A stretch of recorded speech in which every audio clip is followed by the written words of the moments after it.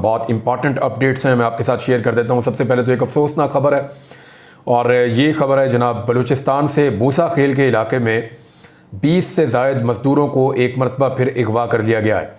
यहाँ एक तामीराती कंपनी काम कर रही थी, उसका जो कैंप था वहाँ पे अचानक मुसल्लह अफराद आए, उन्होंने हमला किया। पहले फायरिंग की, हवाई फायरिंग थी, मज़दूरों को अगवा किया और जाते हुए जो है वो 8 बलडोज़र्स और बहुत सारी मशीनरी जो है उसको जलाकर वो चले गए।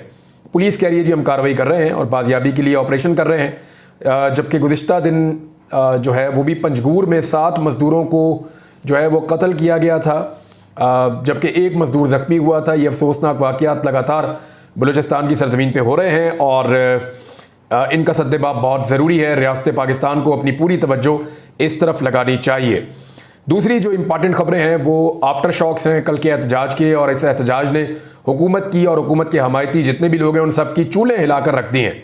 इस एहतजाज ने लर्जा तारी कर दिया है हुकूमत के ताकत के ऐवानों में, और उनको आइडिया नहीं था कि इस तरीके से लोग रिस्पॉन्ड कर सकते हैं। और अभी जब इमरान खान ने फौरी तौर पे 3 नए शहरों में एहतजाज का ऐलान कर दिया है और उसके बाद अगला जो लायामल है वो भी मुझे कुछ सोर्सेज से पता चला है कि अब जिन जिन MNAs के ऊपर थोड़ा बहुत भी शक है कि वो कहीं पे इमरान खान साहब के साथ गद्दारी कर सकते हैं तो उनके इलाकों में भी एहतजाज शुरू करवाया जाएगा। तो पाकिस्तान तहरीक इंसाफ की हिकमत अमली अब थोड़ी सी अग्रेसिव है, जबकि हुकूमत जो है वो अपनी तमाम तर अग्रेशन के बावजूद बुरी तरह शिकस्त खा रही है, क्योंकि सोशल मीडिया पे, आलमी मीडिया पे वो लगातार बेनकाब हो रहे हैं, उन्हें मार पड़ रही है। और अब तो हुकूमत के जो बहुत बड़े बड़े हमायती हैं, मिसाल के तौर पर नजम सेठी साहब, उन्होंने भी कह दिया, उन्होंने कहा जी वहाँ पर भी अब बातें होना शुरू हो गई हैं ऊपर, वहाँ जहाँ पे फैसले होते हैं ना, जिधर कबूलियत होती है कई लोगों के मुताबिक। जैसा कि अंसार अब्बासी साहब कह रहे थे कि पाकिस्तान में जो है मकबूलियत के साथ साथ कबूलियत भी चाहिए होती है, तो फ़ौज से टक्कर ना लें। तो देखें, कोई भी फ़ौज अवामी मकबूलियत के बगैर सर्वाइव नहीं करती। अफ़गानिस्तान में दुनिया की सबसे महंगी फ़ौज बनाई गई थी, दुनिया खित्ते की सबसे महंगी फ़ौज बनाई गई थी। अफ़गानिस्तान में बड़ा पैसा खर्च किया गया था, वो रेत की दीवार साबित हुई क्योंकि उनके पास अवामी मकबूलियत नहीं थी। तो जहाँ पे आप कबूलियत की बात करते हैं वहाँ मकबूलियत को भी आप मद्देनज़र रखें कि अवामी मकबूलियत के बगैर ना पॉलिटिकल पार्टीज कुछ होती हैं, और स्पेशली जो फोर्सेज होती हैं या ख़ास तौर पे फ़ौज होती है किसी मुल्क की, उसके साथ अवाम का खड़े रहना बहुत ज़रूरी होता है। और ये इस तरह के जो मशवरे दिए जाते हैं, मैं अंसार अब्बासी साहब सीनियर जर्नलिस्ट हैं, मैं उनसे गुजारिश करता हूँ कि वो ये मशवरे इस तरह ना दिया करें। इससे तासुर ये जाता है कि जैसे फ़ौज पाकिस्तान के अंदर ये सारा गंद मार रही है, यानी इससे वो कोई फ़ौज का भला नहीं कर रहे, इससे वो फ़ौज के ऊपर बराह रास्त एक चार्जशीट कर रहे हैं। और दूसरी जानिब वो लोगों को डराना चाह रहे हैं कि जनाब आप सरेंडर करेंगे तभी आपकी बात बनेगी, तो ये नामुनासिब है। परवेज़ मुशर्रफ के दौर में आप सब लोग ये कहा करते थे कि फ़ौज को कोई हक नहीं है, किसी किस्म की फ़ौज की कबूलियत नहीं चाहिए, सियासतदान मुल्क चलाएंगे। तो आज आपको क्या हो गया है? बहरहाल अब आ जाए इस बात पे कि रावलपिंडी में मुकदमा दर्ज किए जा रहे हैं। रावलपिंडी में इमरान खान साहब के खिलाफ भी, अली अमीन गंडापुर साहब के खिलाफ भी, जी इन सब के खिलाफ जो है वो दहशतगर्दी के मुकदमा दर्ज कर लिए गए हैं। और मुकदमा किन चीज़ों के? जी इन्होंने कार सरकार में मुदाखलत की है, बलवा किया है, पेट्रोल वाले बम मारे हैं और तोड़ फोड़ की है और मनसूबाबंदी की है, और इसके अलावा मुल्ज़िमान ने अवाम का रास्ता रोका है। हालांकि 4 ज़िले इन्होंने बंद कर दिए थे कंटेनर लगा लगा के, और इवन जहाँ पे इनको कंटेनर नहीं मिला वहाँ पे कनाते लगा के इन्होंने गलियाँ बंद कर दी थी।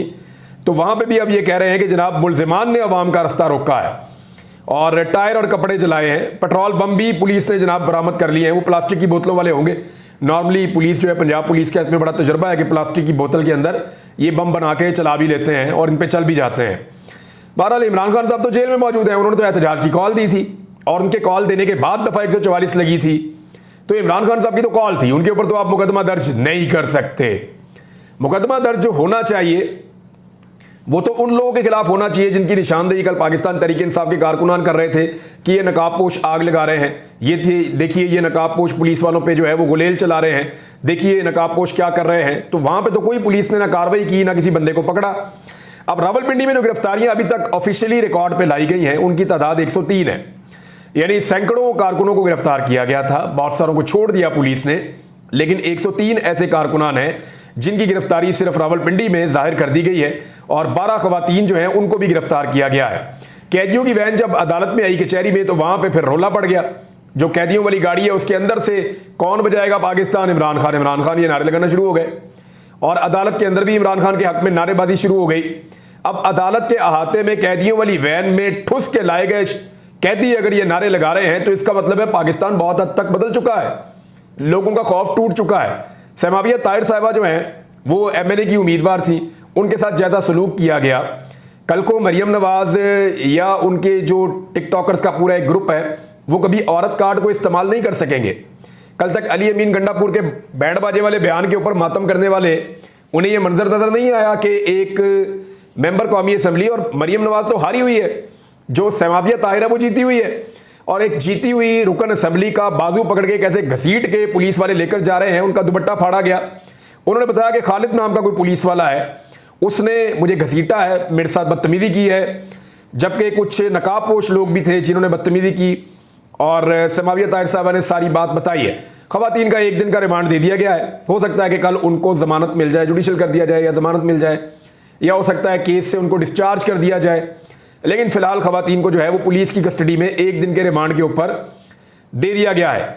अब इसमें एक 80 साल से भी बड़ी उम्र है उनकी, कुछ लोग कह रहे थे 90 साल की हैं, लेकिन वो 80 साल से तो प्लस ही हैं, उनका चेहरा देख कर ही लगता है। वो एक खातून है, उनका नाम है जी बुजुर्ग खातून है, और रोशन बीबी उनका नाम है। उनको भी गिरफ्तार करके उनके ऊपर दहशतगर्दी का मुकदमा दर्ज कर दिया है। ये खातून पेशावर से आई थी एक मज़ार पे हाजिरी देने के लिए, और इन्हें पता चला कि इमरान खान ने कॉल दी हुई है एहतजाज की, तो ये वहाँ से अपना रास्ता बदल के एहतजाज में चली गई लियाकत बाग। वहाँ इन्होंने एहतजाज किया। बहुत ही बुजुर्ग खातून है, सही तरह चलती भी नहीं है। उनको भी पुलिस ने उठाया, गिरफ्तार किया और लाकर मुकदमे में नामजद कर दिया, और उन पर भी पर्चा डाल दिया है। अभी तक उनके घर वालों का कोई पता नहीं, जो वकला बता रहे थे। और उनके पर्स के अंदर 10-10 के नोट हैं, पैसे थोड़े बहुत हैं उनके पास किराए वराए के, और ये खातून जो है ये विक्ट्री का निशान बना रही थी। तो मरियम नवाज का एक नया रिकॉर्ड है, एक नया वर्ल्ड रिकॉर्ड उन्होंने कायम किया कि पाकिस्तान की तारीख में 80 से 90 साल के बीच की जो एक खातून है, उनके ऊपर दहशतगर्दी का मुकदमा ना सिर्फ दर्ज किया बल्कि उनको गिरफ्तार किया। लेकिन गिरफ्तार होने के बावजूद वो खातून भी विक्ट्री का साइन बना रही थी। तो आप लोग शिकस्त खा चुके हैं। ये जो माँ है ना, ये जीत गई है और बहुत बुजुर्ग है। और ये मनाजिर जब लोग देखते हैं ना, तो पूरी दुनिया में पाकिस्तान गंदा होता है, पाकिस्तान का इमेज खराब होता है। और जब ये मनाजिर लोग देखते हैं तो उनके अंदर नफरत जन्म लेती है, और उन्हें फिर इसके अंदर नजर आती हैं अपनी नानियाँ दादियाँ, अपने घर की खवातीन के, यार ये क्या जुल्म हो रहा है इस मुल्क के अंदर, ये क्या जबर है। अब कोई यानी आप इसको क्या जवाब दे सकते हैं? इसके ऊपर तो मेरे मुंह से जो अल्फाज निकलना चाह रहे हैं, मैं उनको ब्रेक लगा रहा हूँ कि मैं और नहीं इस पर बोलना चाहता। लेकिन ये घटियापन की एक इंतहा है जो इन्होंने पार कर दी है। एक चीज़ और है जनाब, अली अमीन गंडापुर साहब ने एक बड़ा सख्त स्टेटमेंट दिया, मेरी उनसे बात भी हुई है। स्टेटमेंट तो आप सारों ने सुन लिया होगा अली अमीन गंडापुर का, लेकिन जो मेरी उनसे बात हुई है वो मैं आपको चले बता देता हूँ। अली अमीन गंडापुर साहब ने कहा कि जी हम निकले थे एहतजाज करने के लिए, और हमने एहतजाज करना था, रावलपिंडी पहुँचना था। हमने कई जो रुकावटें हैं 3-3 किलोमीटर के बाद आ रही थी, हमने बहुत सारी अबूर कर ली, और आखिरी रुकावट के ऊपर जब मौजूद थे तो पार्टी ने उस वक्त कॉल ऑफ कर दिया कि जी एहतजाज का टाइम ख़त्म हो गया है, अब सब लोग वापस जाएं। तो गंडापुर साहब ने मुझे बताया कि हमारे बहुत सारे लोग जो हैं वो पुलिस की बैक साइड पे जा चुके थे, और पुलिस बीच में सैंडविच बनने वाली थी। कोई 10 से ज़्यादा पुलिस वाले पकड़े गए थे। और मेरी कुछ और लोगों से बात हुई तो पता चला कि शाहिद खटक नाम के इनके एक एमएनए हैं, उन्होंने पुलिस वालों को रेस्क्यू किया और अवाम से बचाया। यही शायद वाक़या है जो अली अमीन गंडापुर साहब बता रहे थे कि अवाम ने काबू कर दिया था पुलिस वालों को, लेकिन पुलिस वालों को रेस्क्यू किया है शाहिद खटक ने, जो वहाँ पे एक एमएनए है। और हो सकता है ये 2-3 वाक़यात हों, लेकिन एक वाक़या तो मुझे ये कुछ लोगों से पता चला है। फिर जनाब गंडापुर साहब ने कहा ठीक है हम वापस जाते हैं, एहतजाज मुकम्मल हो गया। और जब उन्होंने वापस जाने का फ़ैसला किया तो फिर कारकुन उनके रास्ते में आ गए। वहाँ उन्होंने एक तकरीर की और फिर वो वापस गए, और उन्होंने बताया जी कि उनके ऊपर स्ट्रेट फायरिंग हुई है, जो उनके 3 लोगों को गोलियाँ लगी हैं। बैरिस्टर सैफ जो हैं पाकिस्तान तहरीक-ए-इंसाफ की खैबर पख्तूनख्वा की जो हुकूमत है उसके तर्जुमान है, उन्होंने भी इस बात को कंफर्म किया कि लोगों को पुलिस ने स्ट्रेट गोलियां मारी हैं। और शुक्र है कोई जानी नुकसान नहीं हुआ, लेकिन लोगों का इलाज करवाया जा रहा है। अब ये इतनी खौफनाक और ख़तरनाक सूरत हाल है कि स्ट्रेट फायरिंग हो रही थी वहाँ पर। तो अली अमीन गंडापुर साहब ने कहा जी आइंदा एक गोली को चलाएगा तो हम 10 चलाएँगे। मुझे उन्होंने कहा कि जनाब हमें इस्लामाबाद से या पंजाब से जब लोग मिलने आते हैं, ऑफिशियल आए या वैसे आए, तो हम उनका इस्तकबाल करते हैं। बेशुमार लोग बार बार आते हैं, हम हमेशा इस्तकबाल करते हैं। ये यहाँ पे कोई पॉलिटिकल एक्टिविटी करना चाहते हैं तो हम उनको प्रोटोकॉल देते हैं, उनको सिक्योरिटी फराहम करते हैं, उनको फैसिलिटेट करते हैं। इवन जिन लोगों की शक्लों से हमें नफरत है, हमें बुरा लगता है कि वो लोग जब आते हैं, लेकिन हम for the sake of this country हम ना सिर्फ उन्हें गले लगाते हैं बल्कि उनका एहतराम भी करते हैं। लेकिन जब हम जाते हैं पंजाब की जानिब या इस्लामाबाद की जानिब तो ये हमें पत्थर मारते हैं, हमें आंसू गैस मारते हैं, हम पे गोलियां चलाते हैं। तो ये बड़ी ज्यादती है, ये आप बर्दाश्त नहीं करेंगे। तो मैंने उनसे पूछा, मैंने कहा जी आपको पंजाब से गिला? उन्होंने कहा जी बिल्कुल नहीं, पंजाब में तो हम इलेक्शन जीतते हैं। गंडापुर साहब ने कहा कि पंजाब तो मेरा है, पंजाब में तो मेरा वजीर आला है, पंजाब में तो इलेक्शन मैं जीतता हूं, ये तो वहां से इलेक्शन हारे हैं, तो मुसल्लत किए हुए हैं। तो जब मैं बात कर रहा हूं पंजाब में इस्लामाबाद में दाखिल होने की, तो मैं उस टोले की बात कर रहा हूं जिसने वहां पे इक्तदार पे जाली तरीके से आगे फार्म 47 पे कब्जा किया हुआ है। तो ये फार्म 47 वाले भी जब आते हैं हमारे पास तो हम एहतराम करते हैं मेहमान नवाजी में, हम इनके ऊपर हमला नहीं करते, अटैक नहीं करते, क्योंकि हम यकजहती चाहते हैं। लेकिन हमारा जो हक है जब हम वो लेने जाते हैं तो ये हमें मारते हैं, हमारे प्यार का जो है वो फायदा उठाते हैं, और जब हम प्यार से इनको जवाब देते हैं तो ये हमें पत्थर से जवाब देते हैं, हमें तशद्दुद से जवाब देते हैं, गिरफ्तारियों से और मुकदमात से जवाब देते हैं। तो ये बर्दाश्त नहीं होगा। फिर जो अली अमीन गंडापुर साहब ने कहा जी कि अब हम बुलाएंगे जरगे, तो मेरी बात आप याद रखिएगा, ये सीरियस है, ये छोटी बात नहीं है। अगर वज़ीर आला खैबर पख्तूनख्वा ने कहा है कि तमाम जरगों को बुलाया जाए और बैठ के उसके अंदर फैसला किया जाए, तो नेक्स्ट टाइम अगर कबायली साथ आएंगे अली अमीन गंडापुर के तो फिर आप कुछ कर नहीं पाएंगे, सिचुएशन कुछ और हो जाएगी। और क्या अली अमीन गंडापुर हर दफ़ा लोगों को रोक पाएंगे, इसकी भी कोई गारंटी नहीं है।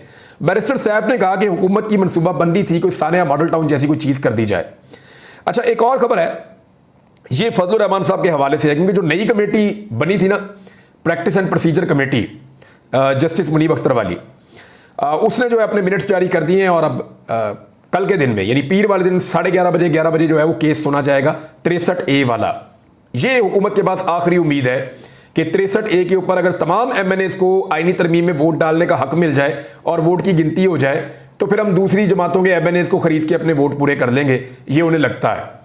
लेकिन अब इसमें मुश्किलात पैदा हो रही हैं। क्या मुश्किलात पैदा हो रही हैं वो मैं आपको भी बता देता हूं। क्योंकि अंगूर खट्टे हैं तो फजलुर रहमान साहब ने एक स्टेटमेंट दिया, और फजलुर रहमान साहब ने ये स्टेटमेंट क्यों दिया ये मैं आपको बताता हूं। इसके पीछे दो मुहरिकात हैं।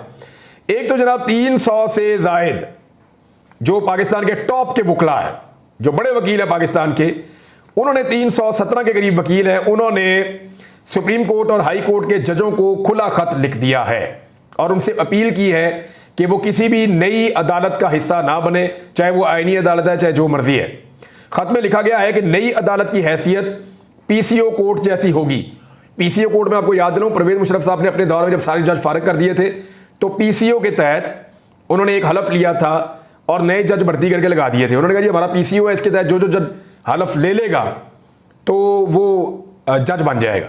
तो बहुत सारे लोगों ने हलफ लेके PCO जज बन गए थे, लेकिन फिर वो सारे ही फारिग हो गए थे वकला तहरीक के नतीजे में, फिर वो कभी भी जज नहीं रहे। तो उन्होंने ये वार्निंग इसलिए दी और PCO का लफ्ज इसलिए इस्तेमाल किया कि जो भी जज बनेगा नई अदालत का वो वकला तहरीक के मुताबिक फारिग हो जाएगा और वकला उसको जज नहीं मानेंगे। तो जनाब उन्होंने कहा PCO जज जैसी उनकी हैसियत होगी, नई अदालत का जज बनने वाले PCO जज से मुख्तलिफ नहीं होंगे, यानी उनका अंजाम भी वैसा ही होगा, फिर वो कभी जज नहीं होंगे। डोगर कोड याद है ना आपको? अगर नहीं याद तो मैं आपको बता दूं कि जब PCO के तहत जिन जिन जजों ने हलफ लिए थे वो सारे तारीख का हिस्सा हो गए और वकला में आज भी उनको इज्जत की नजर से उस तरह से नहीं देखा जाता। खत में यह भी लिखा गया कि तरमीम के लिए रात की तारीकी में सामने आया, नंबर पूरे करने के लिए जो कुछ भी किया गया वो सारा सबके सामने है। मुंतखब नुमाइंदे ड्राफ्ट से भी ना आशना थे, उनको पता ही नहीं था, ना वाकिफ थे, उनको पता ही नहीं था कि ड्राफ्ट के अंदर क्या लिखा हुआ है। और उन्होंने कहा कि मुजव्वदा आईनी तरमीम को हमारी हमायत हासिल नहीं है, आईनी तरमीम पर मुल्क में मुअस्सर बहस नहीं करवाई गई, सिर्फ कहा जा रहा है कि चार्टर ऑफ डेमोक्रेसी है और उसके अंदर भी कोई नहीं है इस तरह की बात। तो बहरहाल ये वकला ने अब एक बड़ा क्लियर ऐलान कर दिया कि वकला की तहरीक तकरीबन तैयार करी है। तो फजलुर रहमान साहब पे एक प्रेशर तो ये है, एक प्रेशर और है फजलुर रहमान साहब पे, और वो मैं आपको बताता हूँ क्या प्रेशर है। फजलुर रहमान साहब से जब पाकिस्तान तहरीक इंसाफ के वफ़द ने आखिरी मुलाकात की तो उन्होंने कहा कि मौलाना साहब हमारी पहले तैयारी नहीं थी, हम क्योंकि बहुत सारे एहतजाजों में और चीज़ों में उलझे हुए थे तो हमें आइडिया ही नहीं था, और हमारे 8-9 बंदे गायब कर लिए गए और उनको गायब करने के बाद आपसे मांगी गई मदद, और आपने जो है वो कभी आप उनकी साथ बात सुनते थे कभी हमारी बात सुनते थे, तो उस वक्त तक हमें बड़ी अशक ज़रूरत थी कि आप हमारे साथ खड़े हों। लेकिन मौलाना साहब अब वो हालात नहीं हैं, हमने अपने बंदे काबू कर लिए हैं, 2-3 बंदों की बात है वो भी काबू हो जाएंगे, और हुकूमत के बंदे भी अब हुकूमत को कुछ वोट नहीं दे रहे। तो अगर आप मौलाना साहब अब वोट डालना भी चाहें तो आप हुकूमत का साथ भी दें, फिर भी हुकूमत के नंबर पूरे नहीं होंगे। ये पैगाम भी फजलुर रहमान साहब को दे दिया गया है। अब मैं आपको ये बता देता हूं कि जो 2 मेंबर मैं आपको कह रहा था कि हुकूमत के टूट गए हैं, जनाब वो 100% टूट गए हैं। 2 वोट हुकूमत के 100% कम हो गए हैं। ये मैं आपको बता रहा हूं, मैंने आपको कहा था एक 100% है और दूसरा 80% है, नहीं, दोनों वोट हुकूमत के हाथ से जा चुके हैं। और इस वक्त एक वोट और ऐसा जो पाकिस्तान तहरीक इंसाफ से राब्ता करके ये कह रहा है जी अगर आप मुझे टिकट दे देंगे ना अगली दफा इलेक्शन लड़ने के लिए तो मैं फिर वोट नहीं डालूंगा। आप मुझे टिकट देने का वादा करें, मैं आइंदा वोट नहीं डालूंगा आईनी तरमीम के हक में। मेरी सीट जाती है तो जाए, वो मैं जानूं, मेरा काम जाने, आप मुझे टिकट दे देंगे, क्योंकि मैं इसका हिस्सा नहीं बनना चाहता। ये पाकिस्तान के साथ ज्यादती कर रहे हैं। तो ये एक और भी वोट है जो टूट सकता है हुकूमत का। हुकूमत के अपने अगर 3 बंदे टूट जाते हैं तो हुकूमत पीटीआई की अगर 3-4 तोड़ देगी तो कोई फर्क नहीं पड़ेगा। मौलाना साहब अपने 8 दे भी देंगे तो फिर भी कोई फर्क नहीं पड़ेगा। अभी वो काफी नीचे चले गए हैं इन 2 बंदों के टूटने के बाद। तो फजलुर रहमान साहब ने इस मौके के ऊपर स्टेटमेंट दी और फजलुर रहमान साहब की यही स्टेटमेंट इस मौके के ऊपर बनती थी। उन्होंने कहा जी मौजूदा पार्लियामेंट जो है वो आईनी तरमीम का हक ही नहीं रखती। थोड़ा अर्सा पहले आपको याद है फजलुर रहमान ने क्या कहा था? उन्होंने कहा था यही 45 है या 47 है, यही सिस्टम चलेगा, यही ऐवान चलेगा। लेकिन अब वो ये नहीं कह रहे। वो ये कह रहे हैं कि मौजूदा पार्लियामेंट आईनी तरमीम का हक नहीं रखती। हमने बता दिया, हमें हल्का मत लें। मौलाना साहब को 2 चीज़ें समझ आ गई। एक तो अवाम में मकबूलियत का बेड़ा गर्क हो जाएगा अगर वो हुकूमत के साथ आईनी तरमीम में जाकर खड़े हो गए। दूसरा मौलाना साहब को समझ आ गई कि अगर जाकर मैं खड़ा भी हो गया तो फिर भी कोई गारंटी नहीं है कि ये हुकूमत इस आईनी तरमीम को किसी तरह भी कर सके। उसकी वजह यह है कि नंबर ही पूरे नहीं होंगे इसके बावजूद। और मौलाना साहब उनके कैंप में भी चले जाएंगे, उनके साथ खड़े भी हो जाएंगे, मतलूबा नताइज भी हासिल नहीं होंगे और अवाम के अंदर भी बेड़ा गर्क हो जाएगा। तो इसलिए मौलाना फजलुर रहमान साहब ने एक अच्छा फैसला किया कि बड़ा क्लैरिटी के साथ उन्होंने वो कह दिया जो उन्हें कहना था। अब तक की जनाब सारी खबरें हैं। कल क्या होता है वो चीजें मैं आपके सामने रखूंगा। कुछ और बड़ी इंपॉर्टेंट खबरें आ रही हैं नेक्स्ट वीलॉग में, सुबह आप सुनेंगे। अब तक के लिए इतना ही। अपना ख्याल रखिएगा, अपने इस चैनल का भी। अल्लाह हाफिज।